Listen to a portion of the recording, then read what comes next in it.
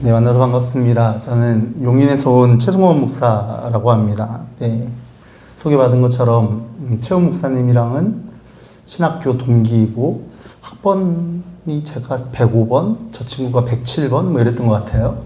네, 같이 이렇게 신학교에서 지냈던, 그래서 어떻게 하다 보니까 절교하지 않고 지금까지 같이 주님의 길을 함께 가고 있는데, 제가 엄청나게 능력이 있거나 뭐 대단한 뭐 그런 게 있어가지고 지금 이 자리에 선 게 아니고요. 저희 교회에 수요 예배가 없어서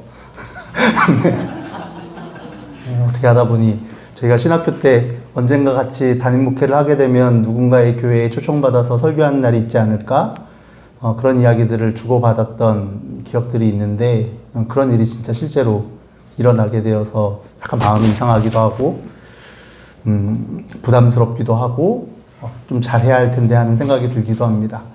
잠시 기도하고 우리 주님 말씀 함께 나누도록 하겠습니다.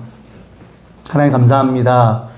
주님께서 사랑하시는 이 예진교회, 주님께서 불러주셔서 주님의 귀한 말씀을 함께 나누게 하시니 감사합니다.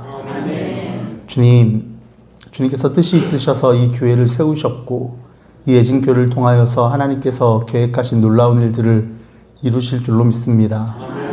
주님께서 세우신 종 최훈 목사님과 또 함께 이 사역을 동참하고 있는 모든 교우들 가운데 주님 함께하여 주셔서 주님의 말씀 위에 교회가 든든히 서가게 하여 주옵시고, 주님의 뜻에 순종함으로 지경을 넓혀가는 아름다운 예진교회가 되어줄 수 있게 주님 함께하여 주옵소서. 부족한 종을 세우셔서 주님의 말씀을 나누게 하시니 감사합니다. 주님, 전하는 자나 듣는 자나 동일한 은총을 누리는 시간이 되게 하여 주옵시고, 주님의 말씀 앞에 겸손히 서는 시간이 되게 하여 주옵소서. 주님께서 이 시간에 함께하여 주실 것을 믿고 감사드리며 모든 말씀 우리 주 예수 그리스도의 이름으로 간절히 기도하옵나이다. 아멘. 감사합니다. 우리 옆에 분과 함께 인사 나누실까요? 당신과 함께 예배드리게 되어 기쁩니다. 우리 그렇게 인사하겠습니다. 네, 분명히 사모님이 저 먹으라고 물 떠준다 그랬는데 최훈 목사가 먼저 마시더라고요.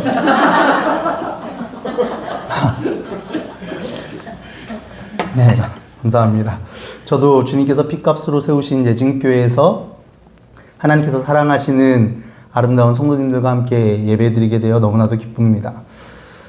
사실 설교하면서 이렇게 크게 아멘으로 화답하는 걸 되게 오랜만에 듣는 입장이라 좋은 감정도 있기도 하고, 예, 그렇습니다. 저희 교회 분위기는 안 이렇거든요. 유튜브로 이게 나가는 거죠, 그렇죠? 말을 조심해야 되겠군요. 제 소개를 먼저 하는 게 좋겠죠. 저는 경기도 용인시 동백에 있는 기독교 대한감리회 소속 그 교회, 영어로 더 처치를 담임하고 있는 최승원 목사입니다. 교회 이름이 그 교회, 아마 주보에서 보셨을 텐데 뭐 이런 놈의 이름이 있나 이런 생각을 하셨을 수도 있을 것 같은데, 제가 교회를 개척하면서 교회 이름을 짓는 중에 교회라는 앞에 어떤 수식어도 붙이지 않고 그냥 교회였으면 좋겠다라는 마음이 있었습니다. 그래서 그냥 교회 이럴까 하다가 너무 장난 같잖아요. 그래서 영어로 하면 더 처치이겠지? 그리고 더 처치 했더니 한글로 하면 그 교회 이렇게 된 겁니다. 사실 저희 교회의 제일 첫 번째 비전은 예수님께서 주인 되시는 그 교회입니다. 그리고 여러분 교회 이야기 하실 때 거기 그 교회 있잖아, 그 교회 그렇더라, 거기 그 교회 있잖아, 이런 이야기 많이 하시잖아요. 그런 것처럼 이 땅 위에 예수님께서 세우신 모든 교회가 주님의 교회임을 고백하고 교회를 사랑하는 교회로 존재하기를 꿈꾸는 마음으로 세워진 교회가 제가 섬기고 있는 그 교회입니다. 감사합니다. 아멘 이렇게 들으면 약간 힘이 나네요. 제가 섬기는 그 교회는 이제 개척된 지 꽉 채워서 10개월 됐습니다. 5월 둘째 주가 되면 창립 1주년 예배를 드리게 되는데, 아주 따끈따끈한 교회죠. 이게 제가 개척한 지 이만큼 됐다 그러면 표정이 싹 어두워지시는 그런 분위기를 느껴요. 아, 개척교회를 섬기시니까 개척하는 교회가 얼마나 힘든지 아셔서 그렇겠죠. 근데 저는 사실은 우리 집사님 권사님들께서 많이 안쓰러워하는 것만큼 힘들게 개척하지는 않았습니다. 힘들게 개척한 목사님은 최훈 목사님이 힘들게 개척해서 이만큼, 저희 동기들 내에서는 입지전적인 인물이에요. 개척해가지고 이만큼 교회를 세우는 목회자여서 그렇죠. 저는 이전에 제가 부목사로 사역하던 교회에서 아이들 13명을 포함하여서 한 40여 명의 성도님들이 함께 나오셔서 개척된 교회입니다. 그래서 개척하자마자 아주 풍족하지는 않지만 그래도 자립할 수 있는 교회이죠. 사실 저희 교회 이야기만 해도 제가 예배 끝날 때까지 할 수 있을 것 같긴 한데 오늘 나눠야 할 말씀들이 있으니까 이쯤 하고 주님의 말씀을 함께 나눠보도록 하겠습니다. 제가 오늘 어떤 말씀을 전해야 할까 되게 고민이 많았습니다. 친구 목사가 목회하는 교회에 와서 말씀을 전해야 되는데 무슨 말씀을 전해야 될까, 그리고 제가 평소에 잘 하지도 않는 예진교회 유튜브를 보고 제 평소에는 어떻게 예배를 드릴까 궁금해서 말씀도 들어보기도 하고, 그때 주일에 요한복음 강의를 시작했더라고요. 네, 그래서 제가 저희 교회에서 개척하면서 요한복음을 지금까지 보고 있는데, 아, 주일 설교를 재탕하는 건 못하는 일이구나, 이런 걸 제가 알았고 그래서 기도하는 중에 주님께서 저에게 이런 마음을 주셨습니다. 삶의 현장에서 피곤하신 성도님들이 가장 지치는 이 수요일 밤 저녁 시간에 조금 편하게 말씀을 듣고 삶을 나누는 시간이면 좋겠다는 마음을 주셨습니다. 사실 제가 오늘 예진교회에 와서 설교하고 돌아가면 제가 다시 여기 올 일이 없지 않겠습니까? 그렇죠. 제가 여기서 다시 와서 말씀 전하는 일은 없을 것 같잖아요. 그렇죠? 그래서 오늘 설교는 제가 가장 좋아하는 본문을 가지고 제가 지금까지 살아왔던 삶의 과정 가운데 함께 하신 그 하나님에 대한 말씀을 여러분들과 함께 나누는 시간이었으면 좋겠습니다. 여러분 괜찮으실까요? 네, 막 말씀을 풀어서 강해 설교하고 이러는 것도 좋겠지만 그 설교는 최훈 목사님한테 들으시면 좋을 것 같습니다. 집밥이 제일 건강한 거예요. 담임 목사가 전해주시는 말씀 잘 들으시고 받아 먹으셔야 신앙이 건강하게 자랍니다. 여러분 유튜브에서 유명한 목사님들 설교 듣는다고 신앙 잘하는 거 아니고요. 여러분의 삶을 잘 알고 있는 담임 목사님의 말씀을 들으시는 것이 여러분 신앙 성장에 가장 큰 도움이 됩니다. 그리고도 댁에 가셔서 CBS, CTS 보시고 유튜브로 유명한 설교, 목사님들 설교 이렇게 보시고 그러시면서 난 은혜 받았으니까 또 신앙이 성장하겠지 이렇게 생각하시는 분들이 많은데, 사실 그럴 바에야 담임 목사님 설교를 반복해서 들으시는 것을 추천드립니다. 여러분 외식 많이 하면 건강이 좋아요, 나빠요? 여러분 자녀가 밖에 나가서 외식 많이 하면 건강해져요, 건강이 나빠져요? 건강이 나빠지잖아요.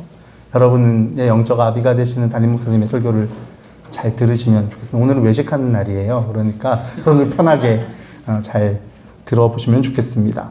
말씀드린 것처럼 오늘 본문 말씀 중에 빌립보서 4장 13절 말씀은 제가 학창시절부터 가장 좋아해서 암송하는 말씀이었습니다. 여러분 4장 13절 말씀 성경 펴고 계시죠? 우리 함께 다시 한번 읽어보겠습니다. 시작. 내게 능력 주시는 자 안에서 내가 모든 것을 할 수 있느니라. 아멘. 너무나도 멋진 말씀 아닙니까? 여러분 오늘 이 13절 말씀에서 내게 능력 주시는 자 누구죠? 네, 하나님, 예수님이시죠. 예수님께서 능력을 주시기에 예수님 안에 있는 나는 모든 것을 할 수 있다.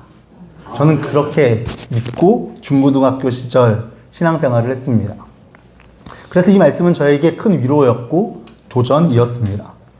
그래서 이 말씀을 읽고 묵상할 때마다 지금 당장 내게 아무런 능력이 없어도 주님께서 능력을 주셨기에 나는 잘 될 것이다 라는 자신감과 믿음이 차올랐습니다.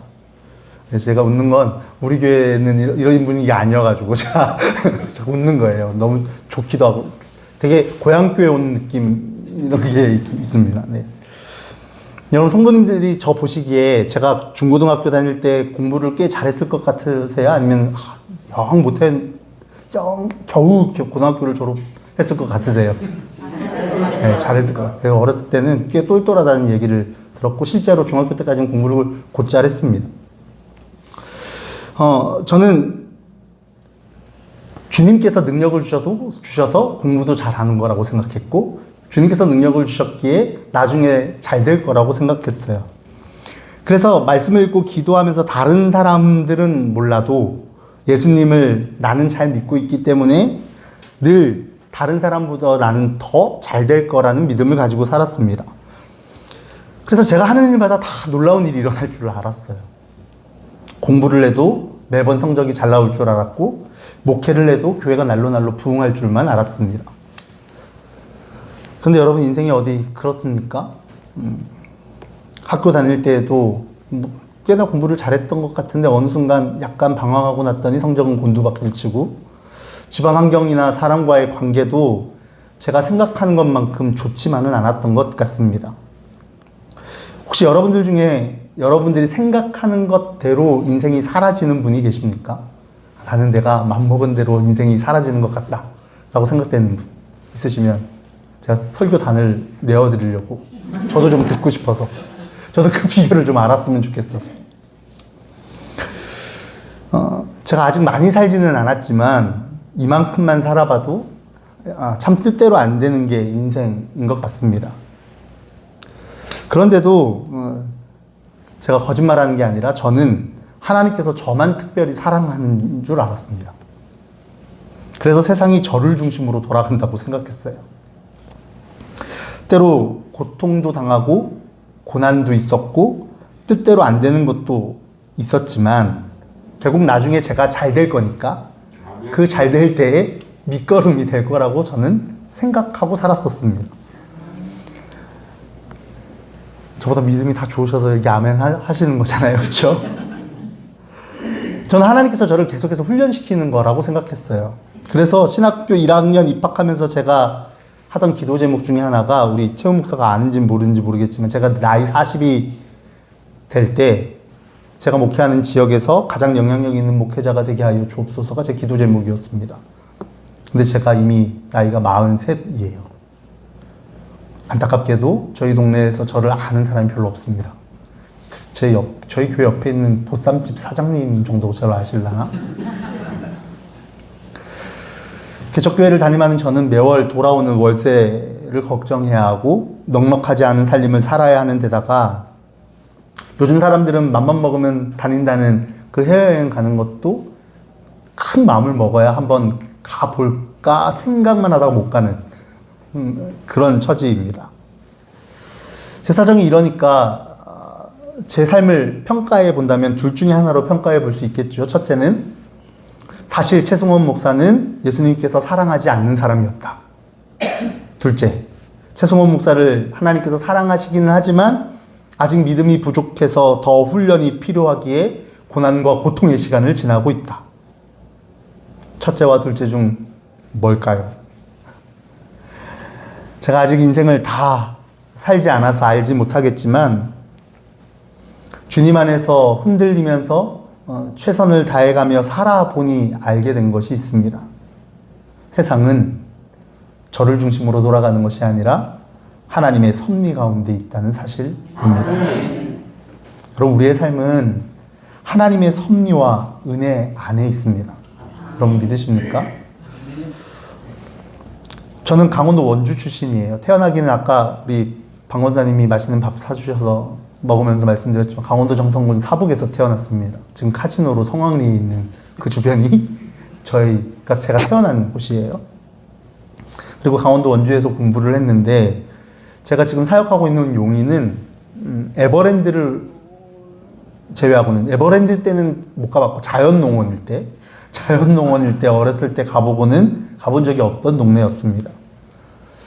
지금 개척하기 이전에 제가 나이 30에, 그러니까 13년 전에, 그러니까 최훈 목사님께서 정읍에서 담임 목회를 하던 그 시절에 저도 용인의 어느 한 교회의 담임 전도사로 부임했었습니다.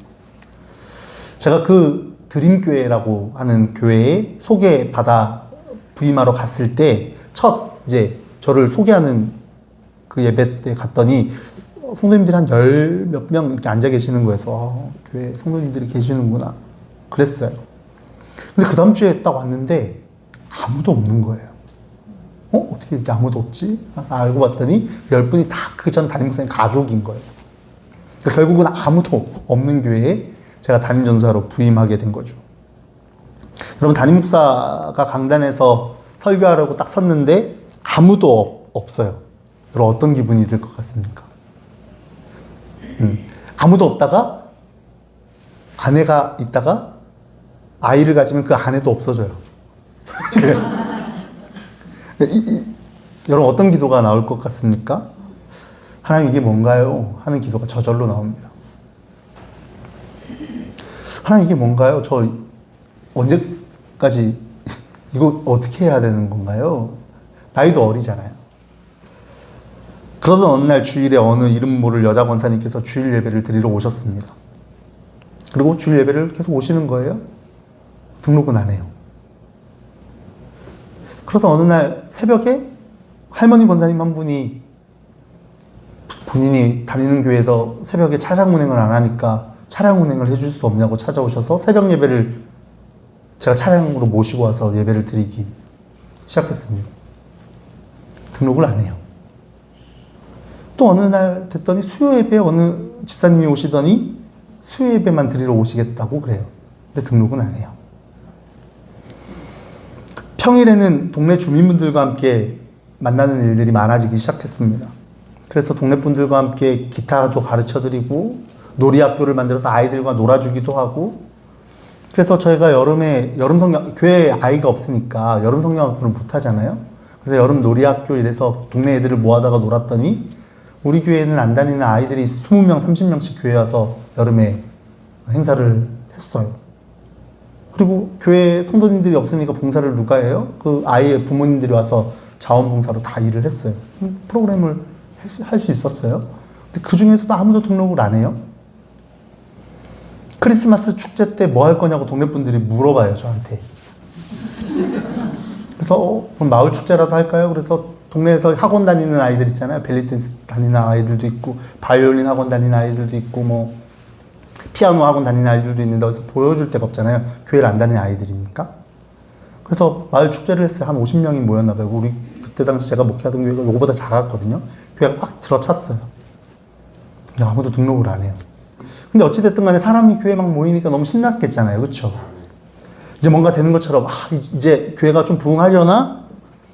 이런 마음이 드는 그 시점에 제게 번아웃이 왔습니다. 왜 나는 이렇게나 바쁘고 힘든데 우리 교회에 등록한 내 교인은 아무도 없을까 하는 마음 때문이었습니다. 그 헛헛함이 감사함을 압도하기 시작했어요. 이렇게 해서 뭐하나, 다 자기 좋으려고 교회 이용해 먹기나 하지 아무도 등록은 안 하고.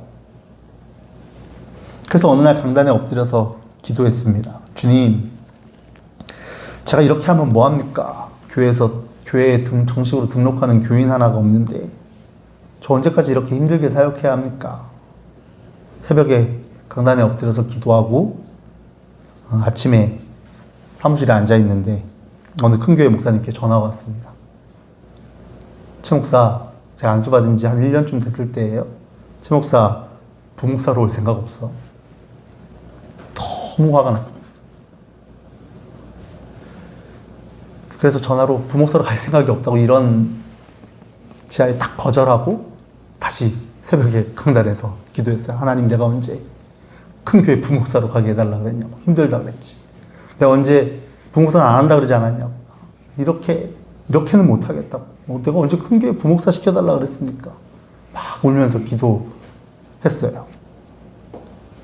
그리고 그 다음날 됐더니 교회에서 전화가 왔어요. 큰 교회도 아니었고 작은 교회도 아니었습니다. 한 200명 모이는 중형 교회에서 담임 목사님이 편찮으시니 와서 도와줄 수 없겠냐는 전화. 부목사 아니고 공동 목회를 할 거니까 이리로 오지 않겠냐. 부목사인데 이름만 부목사가 아닌 거예요. 등줄기에 소름이 돋았습니다. 나 이제 부목사로 가야 하는구나. 그리고 그렇게 부임한 교회에서 부목사를 꼬박 8년 4개월을 했습니다. 제가 그 8년 4개월의 시간 동안 겪었던 수많은 일들이 있었겠죠. 그 우여곡절 끝에 제가 알게 된 사실 하나가 있습니다. 자족이 뭔지 아주 조금 깨닫게 되었습니다. 여러분들은 어떻게 생각하실지 모르겠습니다. 여러분, 자족이 뭘까요? 여러분, 자족은 1,000만 원 월급 받고 싶은데 200만 원 월급 받는 것으로 만족하는 것이 아닙니다. 그럼 자족은 1,000명 모이는 교회 담임 목사를 하고 싶은데 40명 모이는 교회 담임 목사 하는 것으로 만족하는 것이 아니에요. 그랜저 타고 싶은데 아반떼 타는 게 자족이 아니고요. 뭔가 많이 갖고 싶은데 조금 가지고 있는 걸로 만족하는 게 자족이 아니에요. 여러분, 자족은 오늘 우리의 삶의 자리에서 변함없이 함께 하시는 주님을 신뢰하는 것. 그럼 그것이 바로 자족입니다. 돌아보니 제가 개척교회를 섬기는 그때에 그 신뢰가 없었던 거더라고요. 그러니 자족이 없는 거예요. 그러니 이렇게 해서 뭐하나 하는 생각이 자꾸만 드는 거죠. 따라해 보시면 좋겠습니다. 자족은 주님을 신뢰하는 것이다. 아멘이시죠? 아멘. 제가 이렇게 설교 원고에 아멘이냐고 자꾸 묻는 이유는 원래 잘 안 하거든요. 저희 교회는 아멘을. 여기서 안 물어봐도 되는데 잘하셔서. 여러분, 이렇게 일하시는 주님을 신뢰할 때 우리는 바울과 같이 고백할 수 있는 거예요. 11절과 12절 말씀 성경 보시면서 함께 읽습니다. 시작. 내가 공평함으로 말하는 것이 아니니라. 어떠한 형편이든지 나는 자족하기를 배웠노니 나는 비천에 처할 줄도 알고 풍부에 처할 줄도 알아. 모든 일 곧 배부름과 배고픔과 풍부와 궁핍에도 처할 줄 아는 일체의 비결을 배웠노라. 아멘. 여러분, 오늘 이 말씀을 기록할 때 바울이 어디에 있었습니까? 감옥에 있었죠. 이거 옥중서신이잖아요. 바울은 감옥에 갇혀서 지금 감옥 밖에 있는 빌립보 교회 성도에게 편지를 쓰고 있는 겁니다. 여러분, 감옥 안에 있는 사람이 감옥 밖에 있는 사람에게 자족을 이야기합니다. 그리고 감옥 안에 있는 바울이 감옥 밖에 있는 성도에게 일체의 비결을 알려주겠다고 말씀합니다. 여러분, 이 말씀이 너무 안 맞는 말씀인 것처럼 들리지 않습니까? 아마 주님을 모르는 사람들에게 바울의 이러한 모습은 전혀 이해할 수 없는 행동이었을 겁니다. 도대체 누가 누구한테 자족을 가르쳐주고 누가 누구한테 비결을 가르쳐준단 말입니까? 감옥에 갇혀있는 주제에. 그러나 바울은 말씀을 붙들고 복음으로 살아보니 알게 되었던 거죠. 자신이 어떤 상황에 놓여 있던지 상관없이 누가 일하신다고요? 하나님이 일하신다고요. 주님이 일하신다고요.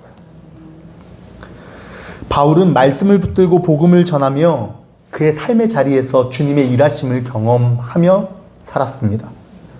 여러분, 바울이라고 힘들지 않았을까요? 여러분, 바울 잘 나가던 사람이었잖아요. 여러분 알고 계시는 것처럼 바울을 현재 직업으로 이야기한다면 특수검사였습니다. 명을 받고 사람을 잡아다가 자기 마음대로 조사할 수 있는 사람. 바울 특검 검사와도 같은 사람이었어요. 공부도 많이 했고요. 집안도 괜찮았어요.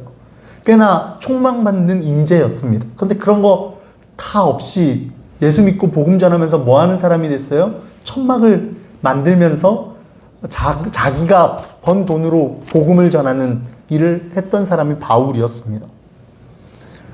바울의 삶이 이 변화무쌍한 경험들, 여러분, 그 경험들이 어떻게 바울에게 힘들지 않았겠습니까? 그런데 여러분, 바울이 그 삶의 여정들을 지나면서 말씀을 붙들고 주님 안에 거했더니 그가 알게 된 비결이 있다는 거예요. 비천에도 풍부에도 처할 수 있는 일체의 비결을 알게 되었다. 이렇게 고백하는 겁니다. 여러분, 바울이 어떻게 이 비결을 알게 되었다는 겁니까? 그의 삶의 자리에서 여전히 변함없이 일하시는 주님을 신뢰했기에 그 비결을 깨닫게 되었다라는 겁니다. 그래서 바울은 비록 감옥에 있지만 감옥 밖에 있는 이들에게 담대하게 그 복음을 전할 수 있게 된 것이죠. 여러분, 이렇게 그 위에 있는 절들을 읽고 나면 13절의 고백이 우리에게 다르게 들리기 시작합니다. 여러분, 바울의 삶을 생각하면서 우리 13절 말씀 한 번 더 읽어볼까요? 시작. 내게 능력 주시는 자 안에서 내가 모든 것을 할 수 있느니라. 아멘. 여러분, 주님의 말씀을 붙들고 사는 삶은 때로는 넘어지고, 때로는 실망하고, 때로는 시험에 들고, 그리고 또 때로는 기쁘기도 하고, 때로는 감사하기도 하고, 때로는 즐겁기도 하고, 이런 여러 가지 감정들과 상황들이 섞여 진행되어지는 삶의 여정입니다. 그러나 결국 주님 안에서 버티고 견디며 살아봐야 깨닫게 되어지는 것이 있습니다. 머리로 알고 이해해서는 절대로 알 수 없는, 삶으로만 해석될 수 있고 고난과 고통의 시간을 지나야만 알 수 있는 그 신비한 비결 말입니다. 바로 주님께서 우리의 삶 가운데 함께 하신다는 사실입니다. 여러분, 그 시간들이 겪어지고 사라져야, 살아봐야 그 비결이 우리 것이 되는 거예요. 우리는 이를 다른 말로는 은혜라고 하는 겁니다. 주님이 일하심을 경험할 때라야 은혜는 정말 은혜가 되어지는 거예요. 내가 은혜라고 말한다고 해서 은혜가 되는 게 아니에요. 설교 듣고 내가 생각하는 것대로 목사님이 똑같이 얘기하네. 내가 원래 평소에 생각했던 것대로 목사님이 딱 그렇게 얘기하니까 내가 그래 맞지. 역시 내 생각과 목사님 생각이 똑같아. 은혜 받았다. 이게 은혜가 아니에요. 여러분, 은혜는 내가 멈춰 있을 때에도, 내가 고통당하고 있을 때에도, 내가 힘든 때에도 변함없이 동일하게 일하시는 하나님을 경험할 때에 은혜라고 고백할 수 있게 되어집니다. 사랑하는 성도 여러분, 주님께서 여러분의 삶 가운데 은혜로 함께하고 계시는 줄로 믿습니다. 그 은혜를 여러분의 삶에 때로는 지지부진해 보이는 그 삶의 자리에서도 경험할 수 있는 저와 여러분이 다 되시기를 주의 이름으로 간절히 축복합니다.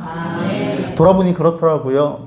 제가 어렸을 때에도, 신학교에서 공부할 때에도, 제가 30살에 개척교회를 담임하는 전도사일 때에도, 지금 부목사로 사역하고 나와 다시 개척하는 지금까지도 주님께서는 변함없이 함께 하셨더라고요.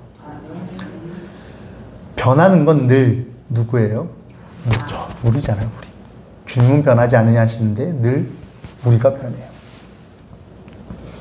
주님은 제가 변하여서 실수하고 좌절하고 넘어져도 포기하지 아니하시고 변함없이 일하시는 신실하신 하나님이십니다. 더 나아가 우리의 형편없어 보이는 쓰레기 같은 삶의 자리와 생각과 경험들을 재료 삼으셔서 위대한 일을 행하시는 창조주 하나님이시기도 합니다. 여러분, 하나님께서 인간을 지으실 때 뭘로 지으셨어요? 흙으로 지으셨습니다. 원어로 해석하면 먼지입니다. 먼지. 우리 흙, 아담아, 먼지하면 아파르 이렇잖아요. 똑같은 흙, 먼지와 같은 재료로 인간을 창조하셨습니다. 처음 하나님께서 세상을 만드실 때 세상이 어땠다 그랬죠? 혼돈 가운데 있었다 그랬잖아요. 그렇죠? 혼돈 가운데, 어둠 가운데, 흑암 가운데 주님이 창조하셨습니다. 그것을 재료로도 새로운 것을 만드실 수 있는 하나님께서 오늘 우리의 삶의 자리에 어떤 고난과 고통과 아픔과 좌절과 절망이 있을지라도 그것을 재료 삼아 새롭게 하시는 하나님이심을 믿을 수 있는 저와 여러분이 되면 좋겠습니다. 아멘. 그렇게 일하시는 주님을 향한 신뢰가 있어야 오늘 우리의 삶에 진정한 자족이 가능한 거예요. 아멘. 주님이 일하시니 이것으로 충분합니다. 아멘. 주님이 일하시니 이것으로 감사합니다. 아멘. 여러분, 개척교회를 섬기는 일이 보통 일이 아니라는 것 잘 알고 있습니다. 그래서 여러분들이 너무 귀해요. 누군들 좋은 시설이 갖춰져 있는 교회를 다니고 싶지 않겠습니까? 누군들 좋은 프로그램이 있고 그런 교회에 다니고 싶지 않겠습니까? 그러나 우리가 작은 교회를 섬기고 지금 이 지하에 있는 예배당에서 예배를 드리며 함께 합력하여 주님의 일을 하는 이유는 주님의 일하심이 우리가 그냥 겉으로 보기에 엄청나게 커다랗게 보이는 큰 교회에 국한되어 있지 않기 때문에 그렇죠. 주님이 우리를 이 자리로 부르셨고 주님이 오늘 우리 이 자리 가운데 우리를 향하신 놀라운 뜻이 있으시고 우리의 삶의 자리에 여전히 우리의 삶을 통하여 일하시는 그 하나님께서 변함없이 일하실 것을 믿는 믿음이 그 신뢰가 우리에게 있기 때문이 아니겠습니까? 그래서 제가 이렇게 사역하면서 살다 보니 이제는 아주 조금 알 것 같습니다. 무언가를 가져도 무언가를 가지지 못해도 이전보다는 조금 덜 흔들리게 된 것 같습니다. 가진다고 좀 가졌다고 뻐기진 것도 덜해지는 것 같고요. 좀 못 가졌다고 주눅드는 것도 좀 덜해지는 것 같습니다. 아직까지 멀었죠. 그러나 우리의 삶의 여정 가운데 말씀 붙들고 흔들리며 살아보니 깨닫게 되어지는 그 비결, 주님이 변함없이 일하신다는 그 신뢰 말입니다. 여러분 그 신뢰가 우리에게 있을 때 우리가 말하는 은혜가 우리의 삶의 실제가 되는 줄로 믿습니다. 혹 여러분의 삶의 자리에 힘들고 어려운 일들을 겪고 계신 분들이 계십니까? 누구에게도 말할 수 없는 아픔과 고통의 시간들을 지나고 계시는 분들이 계십니까? 언제까지 이렇게 흔들려야 될지 알 수 없어서 고난의 시간을 보내고 계시는 지체들이 계십니까? 주님을 신뢰하시는 여러분들이 되면 좋겠습니다. 우리의 신뢰가 우리의 삶의 실제가 되어질 때 그 삶의 자리에 주님의 은혜가 임합니다.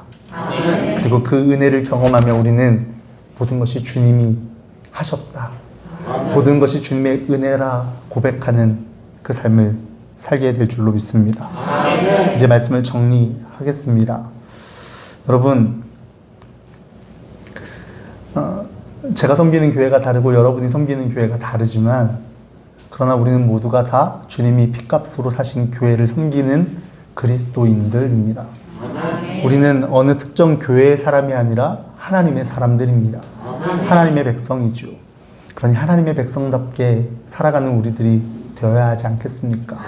우리의 삶의 자리에 하나님을 노래하고 하나님을 이야기하는 삶이 계속되어야 하지 않겠습니까? 그러기에 우리는 하나님 안에서 한 가족입니다.